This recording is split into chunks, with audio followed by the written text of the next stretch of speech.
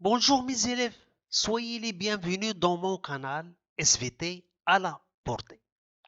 Aujourd'hui, avec ce vidéo-là, on va terminer la géologie, c'est-à-dire le quatrième module de programme de la SVT. Et on va terminer aujourd'hui ensemble le chapitre 4, la granitisation et sa relation avec le métamorphisme. Donc, comme d'habitude, avant de démarrer, n'oubliez pas de s'abonner dans ma chaîne, de faire le like et d'activer la cloche. Pourquoi tout ceci? Pour nous encourager de faire le mieux possible, c'est-à-dire de publier beaucoup de vidéos. Et d'autre part, vous allez accéder facilement à nos vidéos le moment où vous naviguez dans YouTube. Donc on va démarrer. La granitisation et sa relation avec le métamorphisme. D'une manière ou d'une autre façon, c'est-à-dire comment se forme le granit à partir des roches métamorphiques. On va donner une définition de la granitisation. Qu'est-ce que c'est que granitisation? Phénomène géologique résultant de la transformation suivi d'une fusion partielle de roches préexistantes à haute pression et à haute température pour donner finalement ce qu'on appelle un granit. Donc, lorsque vous analysez bien le texte de cette définition, vous allez trouver le mot transformation et après fusion partielle. Donc, la transformation, c'est-à-dire métamorphisme, et fusion partielle de roches préexistantes, c'est-à-dire une roche métamorphique qui va subir ce qu'on appelle une fusion partielle et donne par des étapes ou différentes étapes ce qu'on appelle un granit. Les types de granitisation. Il y a deux types de granitisation. Granitisation dans la zone de subduction et granitisation dans la zone de collision. Donc on va commencer par le premier type. Granitisation dans la zone de subduction. C'est-à-dire comment se forme le granit par phénomène de subduction.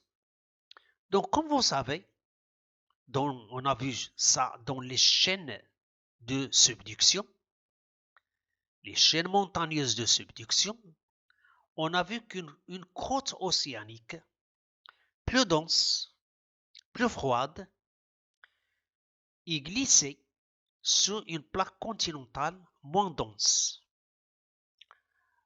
Et ce phénomène-là s'appelle la subduction. Donc, comme vous savez aussi, la croûte océanique, il était sur la mer, donc il est gorgé d'eau.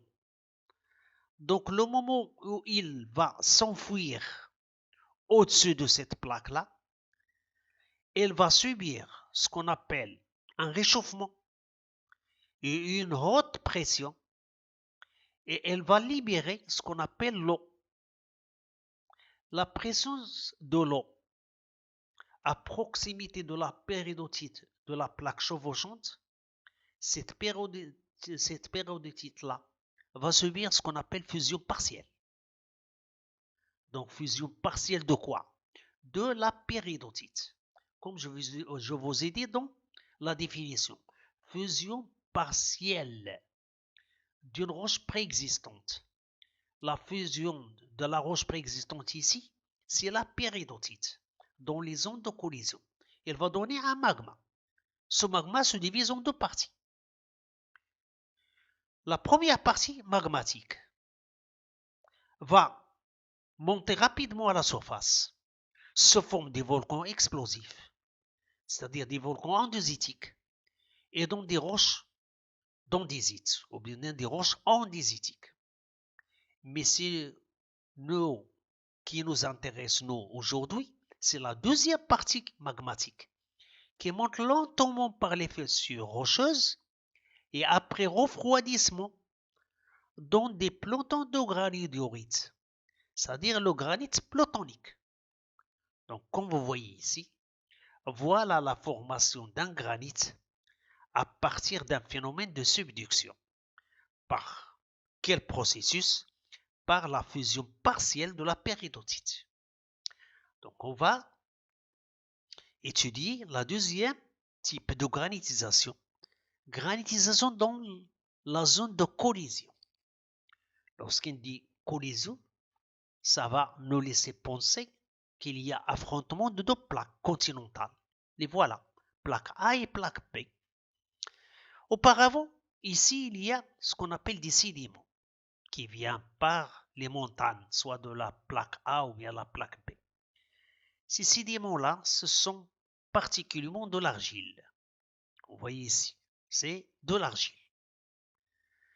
Donc ces deux plaques-là, par ce qu'on appelle les forces de compression de deux côtés, ces deux plaques-là arrivent finalement à s'affronter ou bien à se confronter entre elles.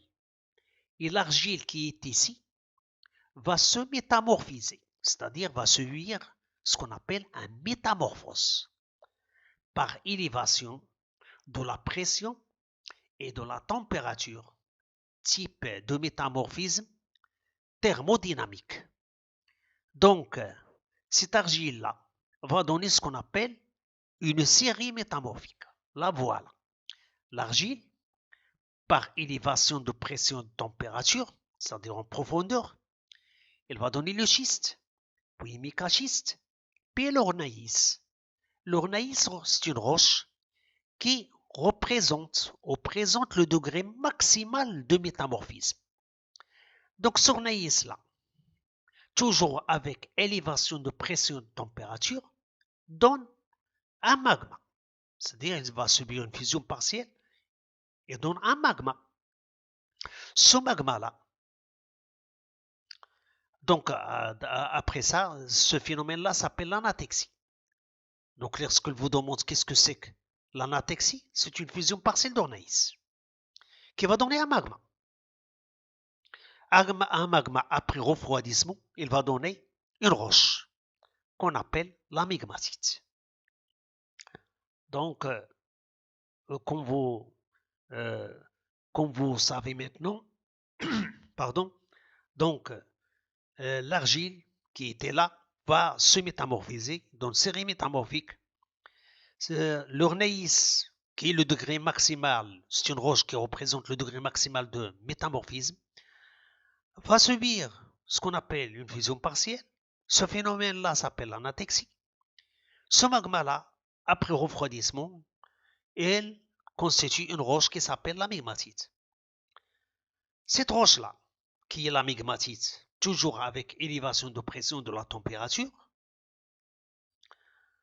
va subir une fusion totale et donner ce qu'on appelle un granit d'anatexie après un refroidissement évidemment. Donc le granit d'anatexie, c'est un granit qui se forme dans les zones de collision à partir de de métamorphisme de l'argile. Donc c'est de l'argile, après métamorphisme, va donner finalement un granit d'anatexie.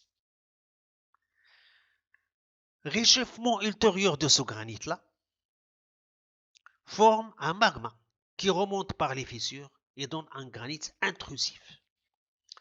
Donc, dans les zones de collision, il y a formation de deux types de granit. Granit d'anatexie et granit intrusif. Schéma récapitulatif, c'est-à-dire avec ce schéma-là, on va récupérer tous les données qu'on a vues dans le type de métamorphisme, de granitisation dans les zones de collision. La collision provoque le métamorphisme de l'argile, qui donne une série métamorphique. Voilà, l'argile, schiste, mécaschiste et l'ornaïs qu'on a dit qu'ils représentent le degré maximal de métamorphisme. C'est une roche métamorphique. Donc voilà l'ornaïs. Ce ornaïs-là, c'est une roche. Il va subir, par phénomène d'anatexie, une fusion partielle. Donc, ce qu'on appelle l'anatexie. Donc, cette fusion partielle donne des gouttelettes de magma, qu'on voit ici. Ces gouttelettes de magma vont se rassembler entre elles. Il va donner un magma qui, après refroidissement, il va donner un migmatite. Donc, la migmatite, c'est une roche. L'observation microscopique de cette roche, c'est-à-dire en la mince, va nous donner une formation mixte, c'est-à-dire, voilà la phase métamorphique, voilà l'autre phase métamorphique, voilà la seule phase granitique. Donc cette roche-là, elle est constituée de deux structures. Structure métamorphique, deux structures métamorphiques, la voilà, gneissique, et la structure qui est au milieu, c'est une structure granitique. Donc ça, c'est une structure foliacée avec la structure grenue. Donc c'est une structure mixte. Donc mélange des deux zones métamorphiques et granitiques, structure mixte, foliacée et grenue. Donc voilà la migmatite. Toujours avec élévation de la pression et de la température, cette roche de migmatite va subir une fusion totale qui, après refroidissement, donne un granit. C'est le granit d'anatexie. Le voilà. Et voilà l'observation électronique de ce granit d'anatexie. Il est constitué avec des cristaux de grande taille, c'est-à-dire de fines cristaux. Donc, il a une structure grenue. Ce granit-là, d'anatexie, avec toujours élévation de la pression, la température, puisque on est dans phénomène de collision, c'est-à-dire élévation en profondeur de la température et de la pression, ce granit d'anatexie va subir un réchauffement ultérieur et donne un granit migrateur qu'on appelle granit intrusif, c'est-à-dire il va remonter par les fissures des roches et donne ce qu'on appelle un granit intrusif. Ce granit intrusif, il est prisonnier entre les roches en bordure, c'est-à-dire les roches avoisinantes, et par son auréole de contact là, il va transférer de la chaleur à ces roches-là. Il va donner à ces roches-là un métamorphisme de contact. Donc, comme vous voyez ici, le granit intrusif forme une auréole, la voilà l'auréole, qui transfère sa chaleur aux roches encaissantes, c'est-à-dire là, les roches encaissantes, et produit un phénomène de contact, c'est-à-dire métamorphisme limité, n'est pas de grande et vaste étendue. Comparaison entre un granit d'anatexie et un granit intrusif. Voilà le tableau, voilà le granit d'anatexie, granit intrusif. Granit d'anatexie, étendue géographique importante, c'est-à-dire il occupe un espace beaucoup plus important sur le terrain. Tandis que le granit intrusif, il occupe un espace limité. Le contact diffus et progressif avec les roches métamorphiques, c'est-à-dire contact beaucoup plus élevé. Tandis que dans le granit intrusif, le contact est limité. Seulement les roches avoisinantes ou les roches encaissantes qui vont subir la chaleur qui provient de ce granit-là. Délimité par la migmatite, c'est-à-dire métamorphisme régional, entouré seulement d'un auréole, métamorphisme de contact. Refroidissement de magma se remplace en grande profondeur. Refroidissement de magma dans les fissures au cours de sa montée à faible profondeur. Et dernière comparaison, le granit d'anatexie a une structure grenue, c'est-à-dire des cristaux de grande taille, tandis que Le granit intrusif, il a une structure microgranule, cristaux de petite taille.